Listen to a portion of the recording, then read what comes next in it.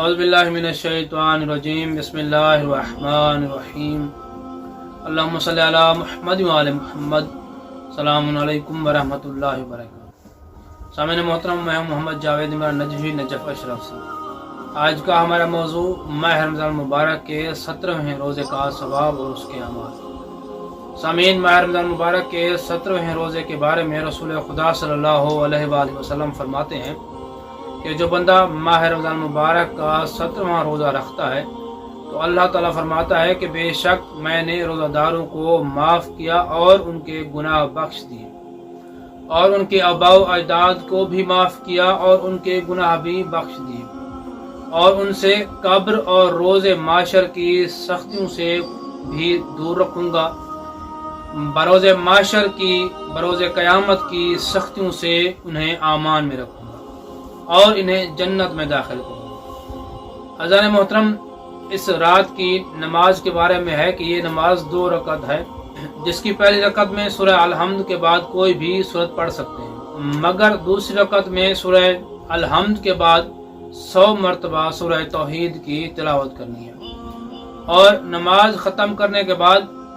جب نماز ختم ہو جائے تو 100 مرتبہ ذکر لا الہ الا اللہ پڑھیں، اس ذکر کا ورد کریں، اور اس رات 100 مرتبہ درود شریف بھی پڑھیں اور دعائے جوشن کبیر بھی پڑھیں۔ جو بھی بندہ دعائے جوشن کبیر پڑھتا ہے، خداوند متعال اس کے سارے گناہ معاف کر دے گا۔ اگر وہ مقروض ہے تو خدا اس کا قرض غیب سے ادا کرے گا،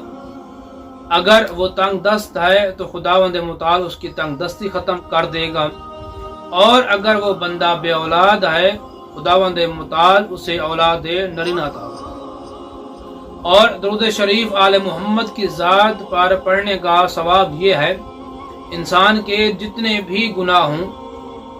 ریت کے ذروں کے برابر ہوں، درختوں کے پتوں کے برابر ہوں، یا بارش کے قطروں کے برابر ہوں، پھر بھی خداوند متعال اس کے گناہ معاف کر دے۔ اور معصوم فرماتے ہیں کہ جتنی بھی بڑی مصیبت ہو، جتنی بھی بڑی آفت ہو، اگر بندہ کسی آفات میں یا مصیبت میں یا کسی بلا میں مبتلا ہے تو آل محمد کی ذات پر کثرت سے درود بھیجنا، اس کی جتنی بھی پریشانیاں ہوں گی وہ ختم ہو جائے گی، کیونکہ حضرت امام علی نقی علیہ السلام فرماتے ہیں کہ حضرت ابراہیم علیہ السلام کو خداوند متعال نے اگر دوست اور خلیل بنایا تھا تو اس کی ایک وجہ تھی، وہ اس لیے کہ اللہ نے حضرت ابراہیم علیہ السلام کو دوست اور خلیل بنایا کیونکہ وہ کثرت سے آل محمد کی ذات پر درود پڑھتے تھے۔ جو بھی بندہ یہ نماز پڑھتا ہے اس کا ثواب یہ ہے کہ 10 لاکھ حج کا ثواب اس بندے کے نامہ اعمال میں لکھا جائے گا، اور 1000 عمرہ کا ثواب اس بندے کے نامہ اعمال میں لکھا جائے گا، اور 1000 جنگجو کا ثواب اس کے نامہ اعمال میں لکھا جائے گا۔ وہ جنگجو جو راہ خدا میں فی سبیل اللہ جہاد کرتا ہے، ان کا ثواب اس بندے کے نامہ اعمال میں لکھا جائے گا۔ دعا ہے اللہ علیہ محمد کے صدقے ہمارے اور ہمارے والدین کے صغیرہ کبیرہ گناہ معاف فرمائے۔ جتنے مومن و مومنات اس جہان فانی سے کوچ کر گئے ہیں، مالک ان کو کروٹ کرو جنت نصیب فرمائے۔ جو بیمار ہیں انہیں شفائے کاملہ عاجلہ عطا فرمائے، جو تنگ دست ہیں ان کی تنگ دستیں دور فرمائے۔ جتنے مومن و مومنات بے اولاد ہیں، اللہ علیہ محمد کے صدقے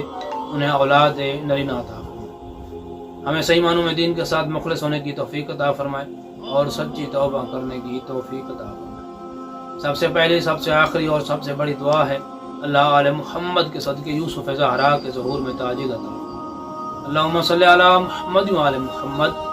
وعجل فرجہ آل محمد۔